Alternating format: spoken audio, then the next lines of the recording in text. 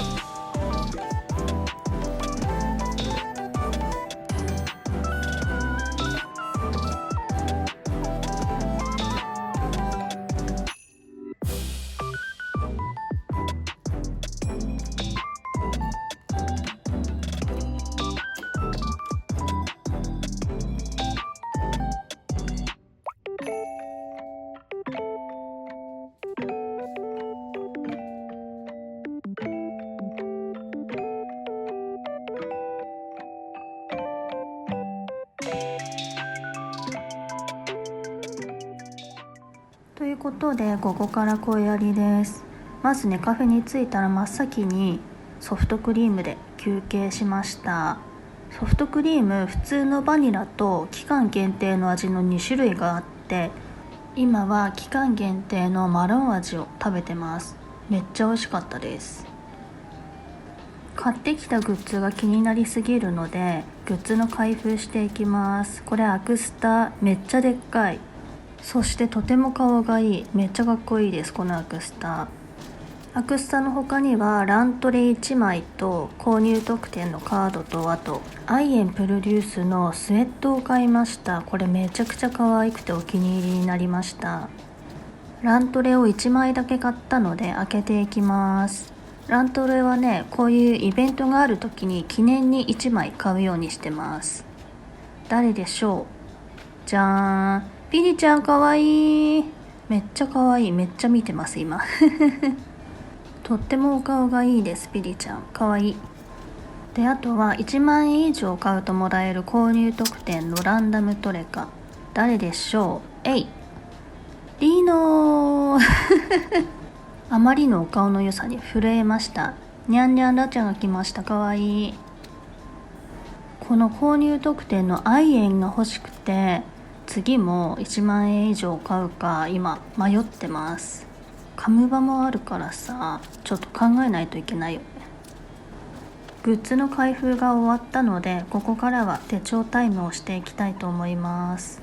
荷物を軽くしたかったので薄い巾着に入れて手帳たちを持ってきました。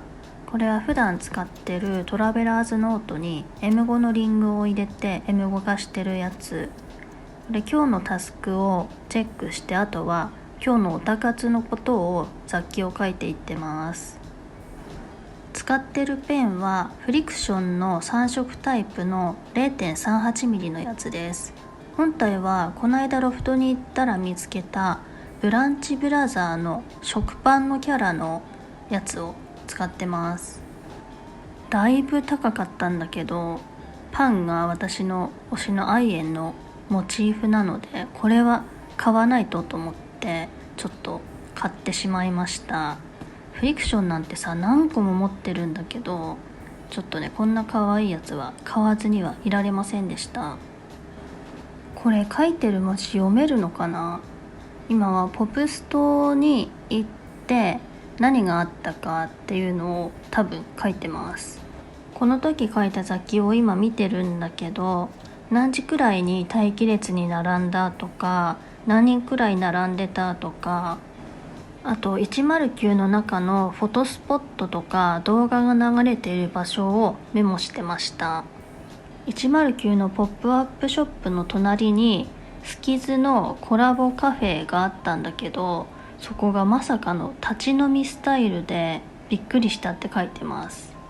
そこがカフェスタンドって書いてたんですよね。スタンドってそのスタンドと思ってカフェスタンドのスペース的にも狭かったので、やっぱ立ち飲みするしかないんだろうね。めっちゃ疲れそうなんだけど、事前予約制で当日の朝からその日の予約を開始するタイプだったので、朝に予約取れたら立ち飲み体験してこようと思います。トラベラーズノートの作業が終わったので、次は持ってきたオタク手帳を書いていきたいと思います。トラベラーズファクトリーの巾着にフォメモと暮らし手帳とほぼ日ウィークスとあと小物をいろいろ入れて持ってきました。暮らし手帳にはポプストに来てることをちょこっとだけ書いてます。で、あとはほぼ日ウィークスの雑記を書いていきます。フォメモで貼りたい写真を印刷してます。こういうのね、普通のカフェだとちょっとフォメモの音が大きいのでやりづらいなと思ってたので、ネカフェはそこまで気にしなくていいからとても良かったです。ほぼ日ウィークスの雑記毎日書きたいと思ってるんだけど、全然ね書く時間が取れなくて溜まっていってたので、その溜まっていた分を暮らし手帳とかあと携帯のスクショを見ながら遡って書いています。これは11月29日の雑記を12月3日に書いてますためすぎでしょ。あんまりたまるとね日付飛ばしたりもするんだけど、この辺は追いつこうと思って書いてました。今はスキズの自販機の第2弾が発表されたことを書いてました。スキズの自販機1つ800円のジュースが全9種ランダム、それが2パターンあってどうすんのと思って私ランダム商品は550円以上のものは買えないので怖くて、まだ1回も自販機やってません。しかも自販機がね見つけらんないんだよね。この日もちょっと自販機この後探しに行ったんだけど、迷いまくって結局見つからなかったので、また今度渋谷に行った時にリベンジしたいと思います。やるかはわかんないけど、自販機だけちょっと写真に収めるだけかもしれない